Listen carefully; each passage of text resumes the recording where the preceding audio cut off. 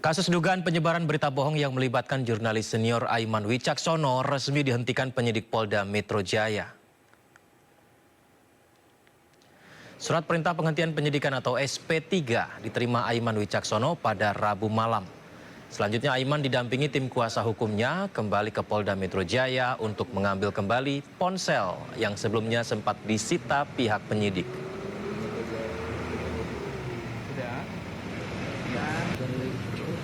Makasih ya. Nanti kita kembali lagi.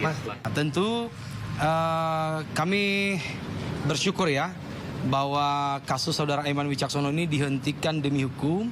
Memang sejak awal kami meyakini betul bahwa kasus saudara Aiman Wicaksono ini bukan merupakan tindak pidana.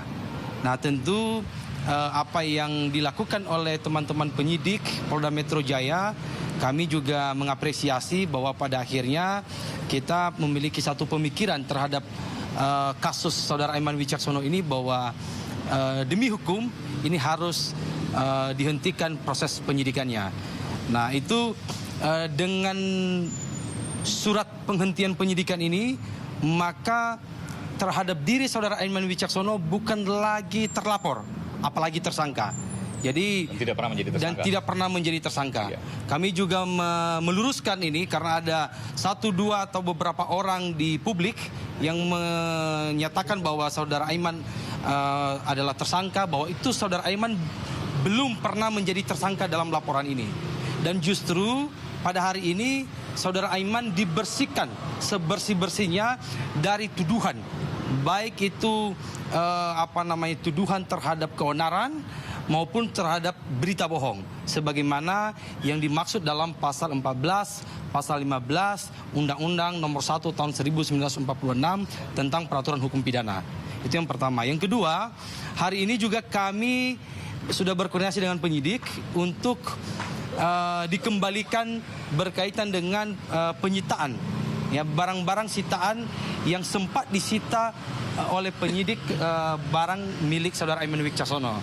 Nah ini kami datang di sini untuk mengambil barang sitaan tersebut dan diserahkan sepenuhnya kepada saudara Aiman Wicaksono. Jadi poin intinya adalah laporan terhadap diri saudara Aiman sudah selesai dan sudah tidak ada lagi laporan terhadap saudara Aiman dan namanya telah dibersihkan. Bukan bicara perasaan diri saya pribadi, ada rekan-rekan kami juga, misalnya Palti Huta Barat ya di Sumatera Utara yang saat ini tengah menghadapi proses hukum, juga Mbak Koni Rahakundini yang mendapati laporan beberapa laporan ya. Menurut kami ya, tentu proses-proses seperti ini tidak perlu dilanjutkan karena ini bagian dari proses yang kemudian bisa dijelaskan, bisa diterangkan ya, bukan dijawab dengan proses hukum. Oleh karenanya kita perlu untuk melakukan pendewasaan demokrasi agar proses deliberasi demokrasi di negeri kita ini tetap terjaga. Jadi kami berpendapat bahwa proses-proses seperti Palti Huta Barat, Mbak Koni itu tidak perlu dilanjutkan ke dalam proses hukum. Tapi apapun itu, Butet juga ya, Butet sudah dicabut laporannya, betul. Apapun itu tentu saya apresiasi, terima kasih terhadap pimpinan Polri, juga pimpinan Polda, termasuk juga penyidik ya, terkait dengan apa yang kemudian kita dapati bersama pada kemarin, di mana penyidikan dari kasus pasal 14 dan pasal 15 Undang-Undang Peraturan Hukum Pidana tahun 1946 itu kemudian dihentikan.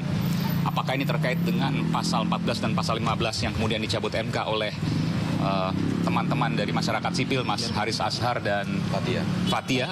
Nah, tentu kita tidak tahu tadi seperti yang disampaikan oleh Mas Tama, tapi tentu ini kita apresiasi dan kita mengucapkan terima kasih atas apa yang dilakukan terhadap para penyidik di Polda Metro Jaya.